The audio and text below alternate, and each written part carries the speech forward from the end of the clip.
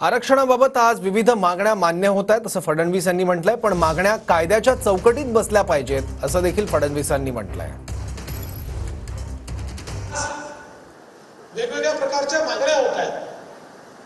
मी असं म्हणणार नाही की मागण्या चूक आहे, पण आपल्याला एकच गोष्ट लक्षात घेतली पाहिजे की कुठलीही मागणी आपण जी करतोय ती कायद्याच्या चौकटीत बसली पाहिजे। अन्यथा एखादा निर्णय आपण घ्यायचा आणि तो कायद्याच्या चौकटीत बसला नाही म्हणून तो निर्णय न्यायालयाने रद्दबातल करायचा, अशा प्रकारची वारंवार एक प्रकारची पिळवणूक, एक प्रकारची फरफट ही मराठा समाजाची होता कामा नये। आणि म्हणून आज या माध्यमातून मार्ग काढण्याचा प्रयत्न आमचा आहे।